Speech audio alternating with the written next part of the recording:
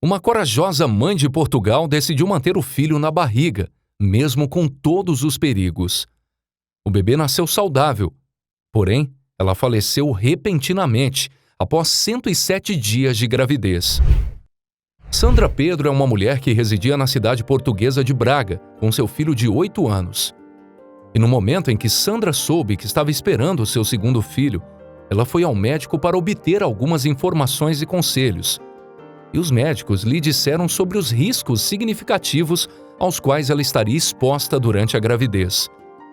A razão disso é que Sandra anteriormente havia lutado contra dificuldades cardíacas de pneumonia e até mesmo um coma por um período de tempo. Ela também fez uma cirurgia renal, que foi bem sucedida. A mulher de 37 anos, no entanto, comovida com seu carinho por crianças e seu desejo de ser mãe mais uma vez, decidiu correr o risco e manter a criança, embora ele estivesse ciente de que estava em perigo. Sandra Pedro optou por não abortar seu filho e, em vez disso, decidiu por manter a criança dentro de seu abdômen. Sandra estava à beira da morte na unidade de terapia intensiva em fevereiro de 2016 devido a uma hemorragia cerebral que ocorreu. O sexo do feto de Sandra era conhecido na época, mas ela não conseguiu monitorar o desenvolvimento do útero de seu bebê. Sandra faleceu no dia 20 de fevereiro. No entanto, essa morte abriu as portas para acontecimentos que nunca ocorreram em Portugal e provavelmente serão únicos no mundo. Pois quando a mulher de 37 anos morreu, os médicos fizeram um exame de ultrassom e descobriram que os sinais vitais do bebê estavam nela. O útero estava em excelentes condições e o coração do bebê estava forte e continuava a bater, como se a mãe não estivesse falecida, e havia uma forte indicação da vida do bebê em seu útero. Os médicos ficaram surpresos com essa ocorrência e encaminharam os resultados do teste para o Comitê de Ética do Hospital de São José de Lisboa. Na sequência da decisão da comissão, a família de Sandra e a família de Michelangelo Faria, o pai da criança, consentiu em permitir que ela continuasse a gravidez, a fim de garantir a sobrevivência da criança.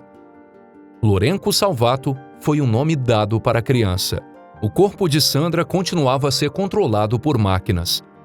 Foi um momento difícil para toda a família, mas eles tiveram que permanecer forte porque sua Sandra não tinha mais nenhuma atividade cerebral e foi declarada clinicamente morta. Porém, ainda havia uma vida brotando nela. Apesar de Sandra se transformar em um berçário vivo para manter o corpo da mãe ativo e sua circulação uterina fluindo, foi necessária uma tripulação inteira de mais de 80 trabalhadores trabalhando sem parar. O filho de Sandra nasceu na 32ª semana de gravidez, 107 dias depois de sua morte cerebral. O milagre ocorreu, e então o bebê de Sandra nasceu. Muitas pessoas estavam chorando no momento, pois era uma circunstância que nenhum médico jamais tinha visto antes. Uma vez que as máquinas foram desligadas, o corpo da mãe foi devolvido à sua família e o bebê tinha uma excelente saúde. Sandra deu à luz um bebê saudável 107 dias após sua morte, o que foi consideravelmente notável. Sandra foi uma mãe corajosa e foi através de sua morte que uma nova vida foi formada. O mesmo aconteceu também em Portugal, onde uma atleta de alta performance também teve morte cerebral logo após ser internada. Catarina Sicária, de 26 anos, foi colocada em coma induzido quando estava grávida de 19 semanas. O bebê nasceu após o coma, em uma quinta-feira. Após a condição da mãe piorar, os médicos decidiram realizar uma cesariana planejada. Ela deu à luz a um menino antes de falecer no Hospital de São João do Porto, onde teve morte cerebral por 56 dias. Salvador pesava apenas 1,7 kg quando nasceu. Depois do nascimento do neto, Sakira, mãe de Catarina, descreveu seus sentimentos como um prazer amargo. Catarina Sicária tinha 26 anos quando era canoísta. Esperava-se que o parto fosse quando ela estivesse com 32 semanas, mas a sua condição piorou e a cesariana foi realizada, em vez de conforme planejado pelos médicos. Seu funeral foi agendado para uma sexta-feira, às 14h30. O motivo pelo qual a atleta foi colocada em coma induzido foi o fato dela ter sofrido um severo ataque de asma em sua residência. Ela foi posteriormente declarada com morte cerebral. Ela entrou em coma quando estava grávida de 19 semanas e por 56 dias, um ventilador manteve sua respiração para que Salvador pudesse sobreviver.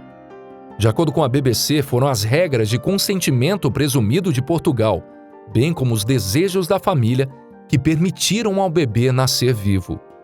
Durante uma coletiva de imprensa, Philippe El Nieta, que é o chefe do comitê de ética do hospital, revelou que a decisão de manter o bebê vivo no ventre da mãe foi tomada após consulta à família.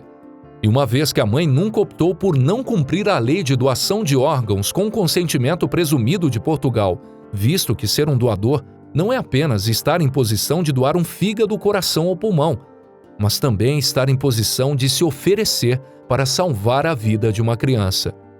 A pesquisa médica avançou a tal ponto que foi capaz de manter viva uma mulher grávida com morte cerebral por 123 dias, o período mais longo de tempo já registrado. Esse caso aconteceu no Brasil e antes de realizar uma cirurgia cesariana de emergência e dar à luz a gêmeos. Franquiellen da Silva, de 21 anos, da cidade de Campo Largo, morreu quando estava grávida, após sofrer um derrame. Na época, ela estava com 9 semanas de gravidez, e os médicos optaram por salvar os embriões, quando seus corações continuaram a bater no ventre da mãe. Os funcionários do hospital cantavam e conversavam com os bebês em crescimento, em um esforço para proporcionar-lhes o amor de mãe. Depois que os médicos disseram ao pai deles que eles não tinham chance de sobreviver, o nascimento foi considerado um milagre. Devido a uma hemorragia cerebral, Franquiellen morreu com 9 semanas de gravidez. Então, ela foi retirada do respirador. Quando ela faleceu, fizemos uma ultrassonografia nos embriões, presumindo que eles estariam falhando no útero. Mas para o nosso choque, eles ainda estavam lutando pela vida, disse o chefe da unidade de cuidados intensivos neurológicos. Para nosso alívio, os órgãos de Franquiellen estavam funcionando plenamente, como se ainda estivesse viva. Então mantivemos ela nos aparelhos para salvar a vida dos seus filhos.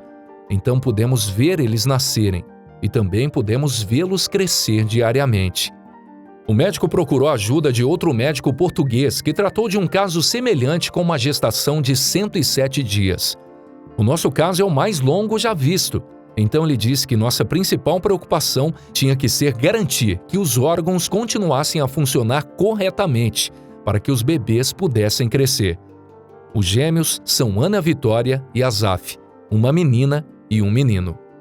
Ana Vitória pesava 1,4 kg, enquanto Azaf pesava 1,3 kg. A saúde desses jovens equivale à de outros bebês prematuros da mesma idade que eles. Eles ficaram em incubadoras por 3 meses e agora estão sendo cuidados pela mãe de Franquiellen, Ângela Silva. A avó disse sobre a filha: "Sabemos que ela era guerreira até o dia em que morreu, protegendo seus adoráveis filhos e dando-lhes vida."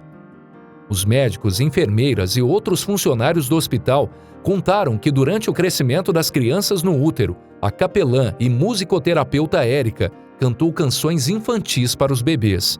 Ela até escreveu músicas novas para eles. Eles também decoraram a área ao redor da cama de Franquiellen. Nós dissemos a eles que os amamos todos os dias. O Dr. Dalton Rivabem atribuiu o sucesso do caso aos esforços da equipe e à intervenção divina. Todos, incluindo ele próprio, choraram quando os bebês nasceram. Ele admitiu que pessoas de todo o Brasil doaram dinheiro e roupas de bebê, além de fraldas para a família. Franquiellen foi transportada para o hospital com fortes dores no pescoço, tremendo, com soluços, tonturas e vômitos. E disse ao marido que desejava que ele ficasse preparado para aceitar isso, pois ela tinha certeza que ficaria por lá e que não voltaria para casa. Seus médicos descobriram que ela tinha uma hemorragia cerebral e que era uma hemorragia cerebral severa. Após 3 dias de testes e tomografias, os médicos declararam seu cérebro morto e disseram ao marido que os gêmeos poderiam não viver. Eles me disseram que dariam ao bebê mais 3 dias, já que haviam dado o mesmo tanto para minha esposa, disse Muriel, o pai das crianças. Então, eles concordaram em desligar os aparelhos para que eu pudesse enterrar minha esposa. O que vocês acham dessas comoventes histórias da vida real? Acham que, além da ciência, houve alguma interferência divina para manter essas crianças vivas, mesmo após a mãe não ter sobrevivido? Acham que, no fundo, em espírito, elas sempre estiveram com eles durante a gestação? Deixe a sua opinião aqui nos comentários. Curta e compartilhe esse vídeo também com seus amigos. Te encontro no próximo vídeo.